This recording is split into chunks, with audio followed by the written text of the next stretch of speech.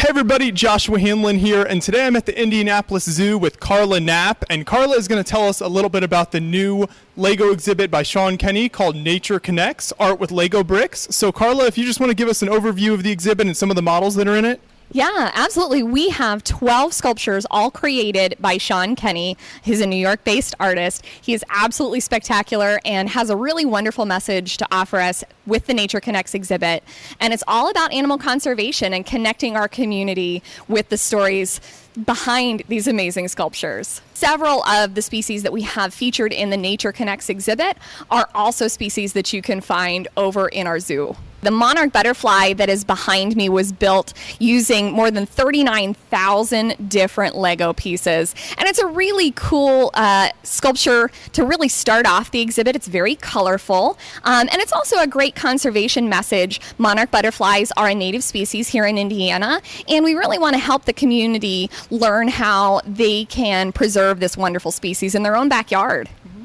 Here we are at the Jeweled Chameleon sculpture, and this sculpture has over 49,000 Lego bricks and took 511 hours to build.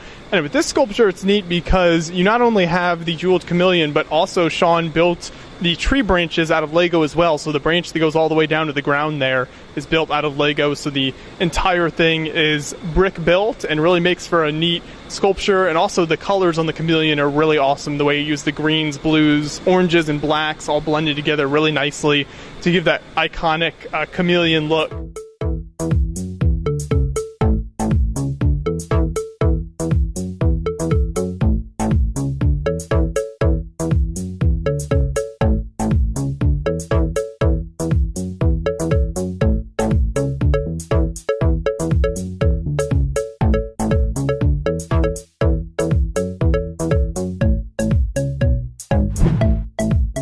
This is a unique sculpture because it is the only one in the Nature Connects collection that actually features an extinct species. The dodo bird was native to the island of Mauritius, and it went extinct in the 1600s. So this very impressive sculpture that you see behind me, which is about 8 feet tall, features the dodo bird on top of a black pillar. The pillar depicts the population of the bird from the time when the island of Mauritius was first settled till the bird went extinct in the 1600s. And you can see from the dates that are noted on the sculpture that it's not a really long time. So it's just a really important story to tell about the importance of animal conservation and being able to preserve these incredible species. He really wanted it to look like a memorial. A lot of the sculptures that are in the exhibit, they reflect very natural movements of these animals, but this one is more of a memorial, and it is to symbolize that this species is gone from our planet, and we really need to work hard in order to preserve them so we don't have other species that are going extinct like the dodo bird. He does have a process that he uses to help the Lego pieces adhere to one another so that they don't just crumble. But all of the pieces, all the sculptures that are part of the exhibit are treated and ready to go. They will weather the elements out here for the season. This is the largest sculpture that is currently in Sean Kenny's Nature Connects collection.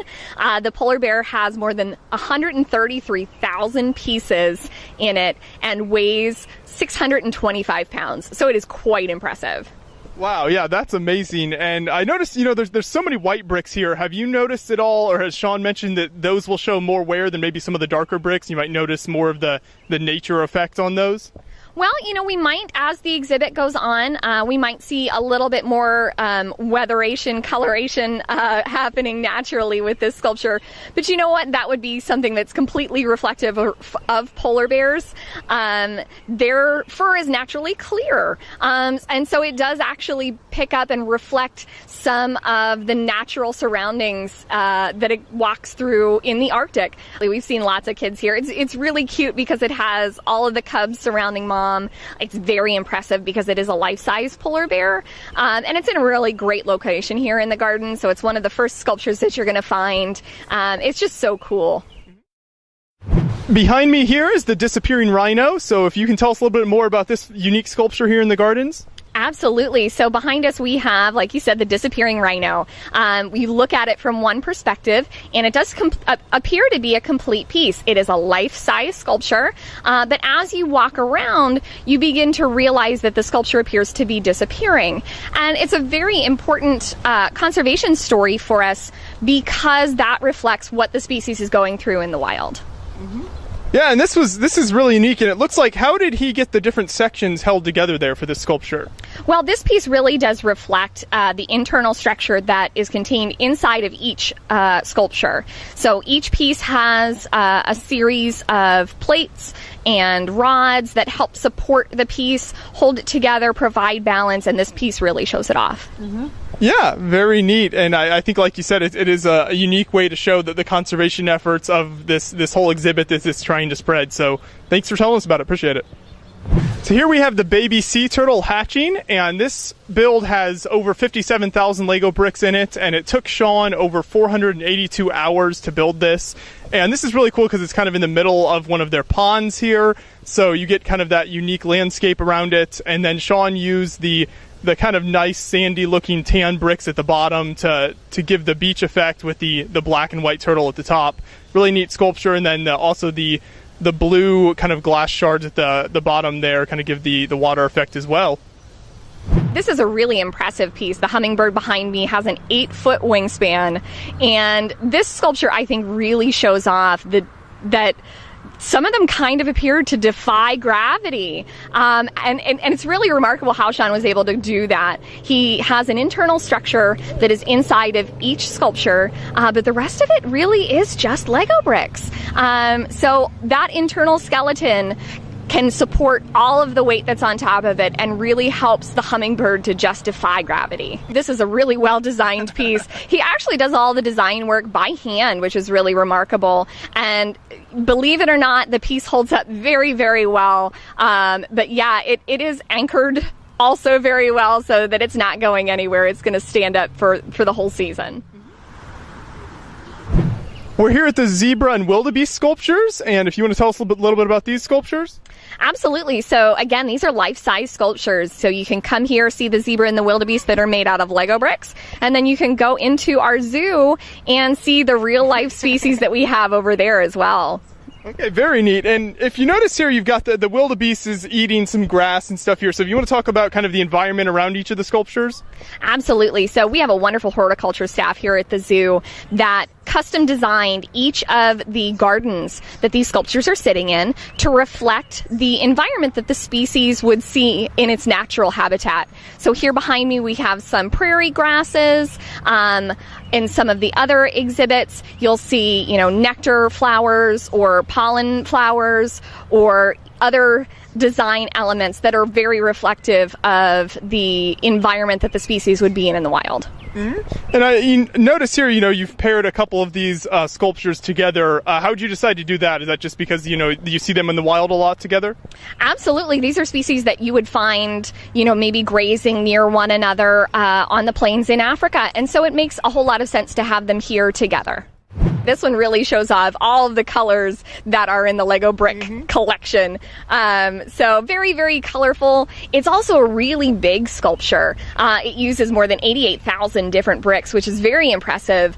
And another thing that's really impressive in it is the detail work that is in the coral reef that you see and in the details of the seahorses themselves.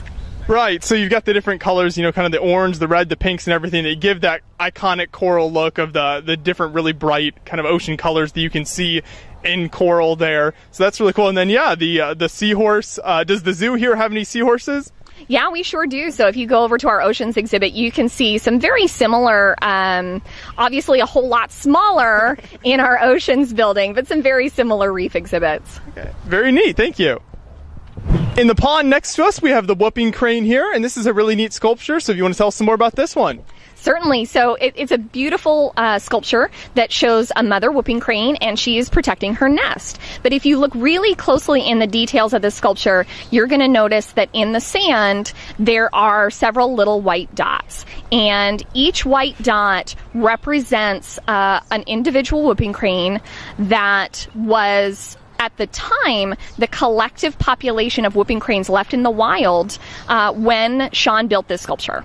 So if you notice, there's really not a lot of white dots in there, and that indicates that there's not a lot of whooping cranes left in the wild. So again, just really reinforcing the importance of animal conservation with the sculpture and with the collection. And something really neat about this one is the way he kind of made the nests and the eggs there as well. So I think that's kind of cool. Again, kind of the conservation and trying to protect the newborn whooping cranes and everything like that. And then you also kind of merge the real branches with the Lego nest there. I think that's neat.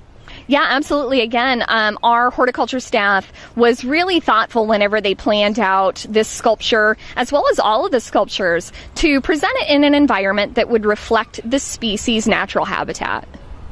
Snow leopards are a very cool species. They are known to be very stealthy cats. And so we wanted an environment that would reflect that for this sculpture. You kind of see him, it appears that he's almost kind of sneaking up behind you, and a lot of people don't even realize he's there until you walk up, and it's almost like he pops up on top of you. This sculpture is another life-size sculpture, and it includes 63,000 different Lego bricks in there.